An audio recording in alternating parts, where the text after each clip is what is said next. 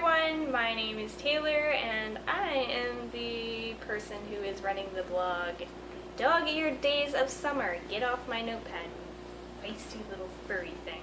This is my cat Zora, who likes to be in everything, and she's also really tiny. Look at her, she's tiny. She's a little chunky though.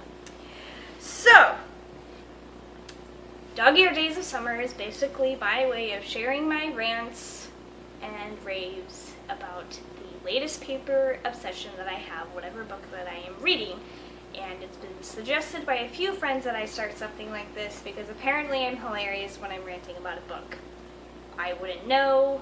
I'm just the one that's ranting and I feel nothing but pure anger when I'm ranting. So, in my opinion, books that make you angry are one of the best things ever because they bring forth a passion and it's like, that! What is that? And it's the best. It's the best thing in the world. I love that feeling. I don't know about other book readers out there, but I like a book that makes me feel a lot of things.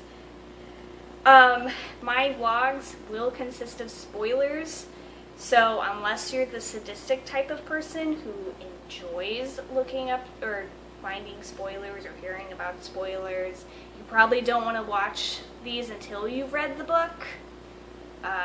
I may give like a little short description in the beginning of what the book is about and then say, spoilers ahead, go away now. I don't know. It might help people that way, you know. Give them an incentive to read and an incentive to come back. You never know.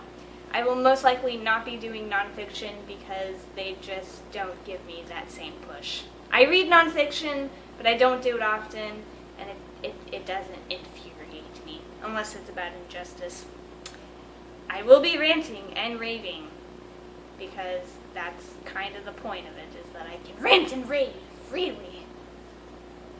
If you have any requests for books, then you can very easily send them to the little, as John Green would say, doodly-doo, the little ask box that's somewhere. I think it's up there. I have no idea where it is. Wait, no, it's on that side or that side. It's somewhere. So, find it, send me your request, and I will most likely go through with it and read it, because I just like to read. I will also probably be comparing books to movies, depending on if it doesn't matter if I've seen the movie first or read the book first. It doesn't matter. I'm probably going to compare them because it's not a competition, but it really is, because we all know that books are better than movies most of the time when it is an adaptation. Except for P.S. I Love You. Sorry, but the movie was 10 times better. Very rare case. Tragic, really. The book that I'm going to be starting with was suggested by a library friend. Hello, Courtney. Her main reason for suggesting this to me was that she wanted to hear me rant and rave about it because apparently it was similar to the characters in Gone Girl. The people in this book are similar to Gone Girl, and Gone Girl infuriated me to no end. Like, have you read that book? You'll understand if you've read that book, because it's freaking ridiculous. I love Gillian Flynn, though. It's ridiculous in a good way. It's not ridiculous in a, why did I read this? It's ridiculous in, why do people do this? Do people do this? If you've read it, you'll know what I'm talking about. The book is called The Girl on the Train. I'm not going to read you the title. It's by Paula Hawkins. I'm not going to read you, not the title, the synopsis, the description of it, because it's really long and I don't feel like reading it. So I'm just going to give you a really terrible description, which is a girl rides a train every day and she creates this imaginary life for this couple, and then she sees something and goes to police and everyone thinks she's crazy. At least that's what I'm getting from it. I don't know if that's what it's really about, but we'll see in a couple weeks. So I'm going to start with that one. Also, this summer, I'm going to be reading Looking for Alaska by John Green, The Maze Runner by James Dashner, Rain, which is apparently by Anne M. Martin, and I guess she wrote The Babysitter's Club. I don't know if that's like a childhood thing for you guys, but I never read them because I just had no interest in them. And then I'm also going to be reading Me and Earl and the Dying Girl, which if it is anything like The Fault in My Stars or The Stars, I'm probably going to cry and it gets snot everywhere. It's going to be really bad. I'm not going to record that for you guys. But, yeah.